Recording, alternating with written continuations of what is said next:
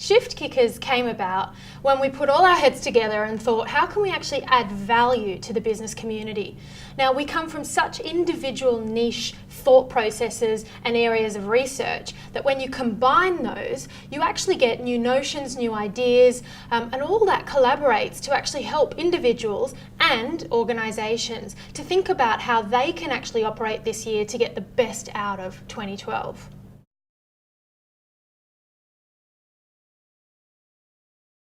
Well, we're 3 years out of a recession and there's talk of more downturn. There's a lot of skepticism in the market. And so what we want to do is actually address individual interests. And we know that over the last couple of years, people have known what they can be doing in various different disciplines, but they're not. And so from our perspective, we want to help people embrace the ideas, embrace the change, and really make those shifts so that their organisations are put in good positions for the future.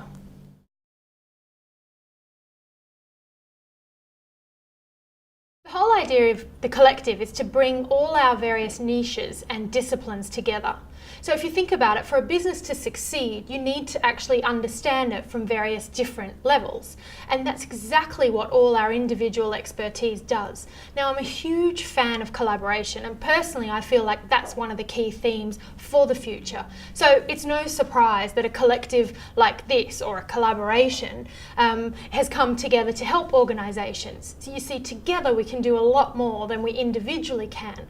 And funnily enough, we share so many of the same clients that the idea of actually complementing each other and helping our clients was just so natural to all of us.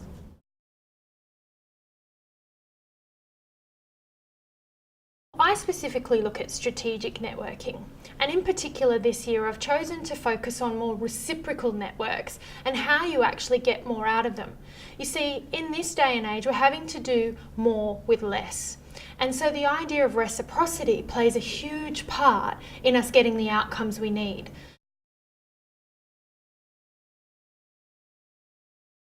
From my perspective, it's important to actually look at the concept of reciprocity and how it actually works. It's one of those social conditionings that we tend to do, but unless you align it to a networking strategy, you're not going to see the results that you need.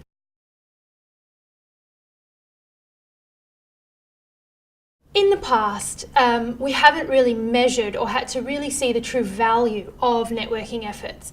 Having said that, there's millions of dollars spent on hospitality and association memberships. So what we've seen in the last couple of years is that participant numbers or participation has dropped. So that whole concept of doing more with less has really started to make companies think about, their value.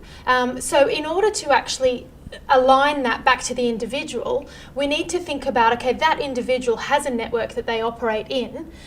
What behaviours, what strategies are they utilising to bring that value back to the organisation? It's a very big concept, but ideally what we're looking at is bringing the individual into the idea of reciprocity or reciprocation, and that then transferring to the organisation to help productivity.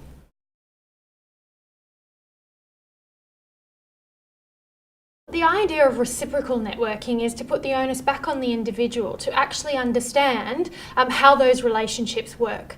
You see, reciprocity involves two parties actually doing something to help each other. It's a very misunderstood concept, but if we think a little bit more globally and think in the shifts that we've had over the last couple of years, we haven't seen the true value of the spend that we've had on association memberships, conferences, trade shows. Participation numbers have dropped. So we need to actually align the activities with the behaviours. And the idea is to teach people how to get more out of the relationships they've got and harness those to add value and help organisations be more productive going forward.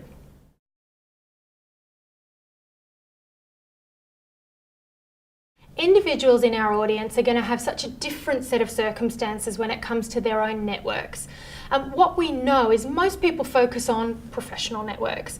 However, what I want to introduce is the concept of whole networks, and that means that we actually need to think about our personal networks as well, and an integrated approach, not just to formal opportunities like the conferences that we have to attend, but I'd like to actually encourage an approach that includes all the accidental and informal to make sure we're leveraging 2012 opportunities.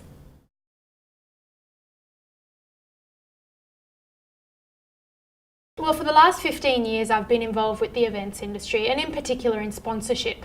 So my corporate career has taken me around the world to work on various different events in all different industries.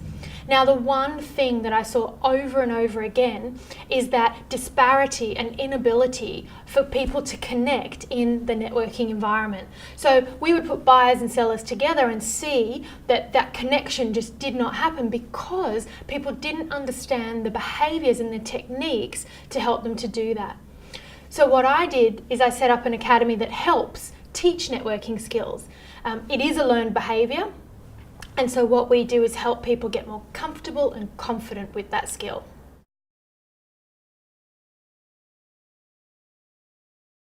It's really important, I think, if you're working with leading organisations to have a corporate background and to actually understand and have walked in some of their shoes and to see, obviously, the industries that they're part of. So that corporate experience has really helped.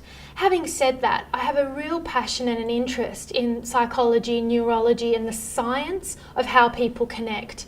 And so I do combine all of that learning to help actually embed behaviours that are effective and strategic and help make change.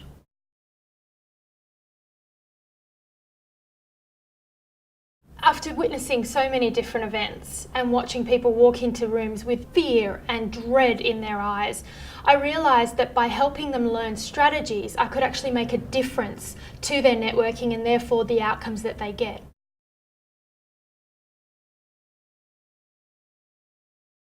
I'm driven to help people get better results. Organisations in particular don't really quantify how much money they spend on networks and memberships and all their hospitality, nor do they help their individuals to actually show up and know what to do, both at that larger formal level and certainly at that informal level when it comes to internal connections. So strategic networking is something we help all their employees with. At that individual level, it's about that confidence. It's about helping them actually feel good about being themselves and relating to all the people in their networks.